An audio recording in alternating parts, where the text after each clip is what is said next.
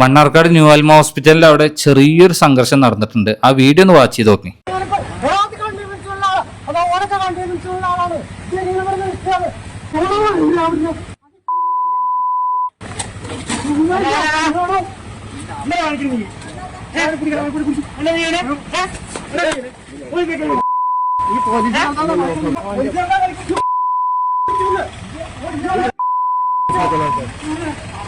Okay, എനിക്ക് പറയാനുള്ള എന്താ വെച്ച് കഴിഞ്ഞാല് നിയമം എല്ലാവർക്കും ഒരേപോലെയാണ്. ആ പുള്ളിക്കാരനെ തെറ്റ് പറഞ്ഞിട്ട് കാര്യമൊന്നുമില്ല.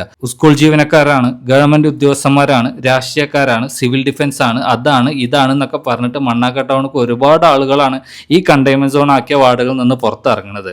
അപ്പൊ ദയവ് ചെയ്ത് നിങ്ങൾ എല്ലാവരും ഈ കണ്ടെയ്ൻമെന്റ് സോണിന് അഡ്ജസ്റ്റ് ചെയ്യണം.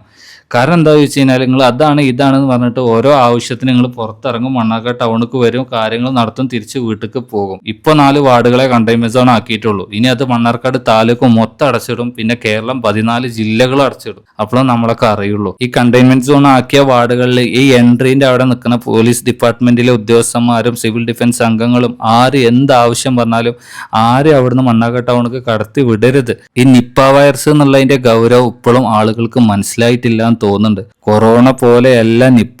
നമ്മുടെയൊക്കെ ജീവന് 50% മാത്രമേ നിപ്പ വന്നു കഴിഞ്ഞാൽ ഗ്യാരണ്ടി ഉള്ളൂ. ഇതിന്റെ മുന്നേ ഇട്ട വീഡിയോയിൽ ഞാൻ ഫ്രൂട്ട്സിന്റെ ഒരു കാര്യം പറഞ്ഞപ്പോൾ ഒരുപാട് ആളുകൾ നെഗറ്റീവ് വന്ന് അടിച്ചിട്ടുണ്ടായിരുന്നു. അതായത് അവർക്കും ജീവിക്കണം, ഞാനും കണ്ണിച്ചോരുള്ള വ്യക്തി തന്നെയാണ്, ആരുടെ കച്ചവടം മുടക്കണം എന്ന് എനിക്ക് പേഴ്സണലി ഒരു താല്പര്യമില്ല. അതായത് ഞാൻ ഫ്രൂട്ട്സിന്റെ കാര്യം പറയാൻ കാരണം ഈ ഫ്രൂട്ട്സ് കടയിലും മറ്റും എല്ലാ ഫ്രൂട്ട്സും പുറത്തുനിന്ന് വരുന്നതൊന്നുമല്ല, ഒക്കെ നമ്മുടെ നാടുകളിലും മറ്റു പരിസര പ്രദേശങ്ങളിലൊക്കെ ഉണ്ടാക്കിയെടുക്കുന്ന ഫ്രൂട്ട്സും അവർ സെയിൽ ചെയ്യുന്നുണ്ട്. അപ്പൊ അത് കണക്കൂട്ടിയിട്ടാണ് ഞാൻ ആ ഒരു വർത്താനം ഞാൻ അതിൽ പറഞ്ഞിട്ടുള്ളത്.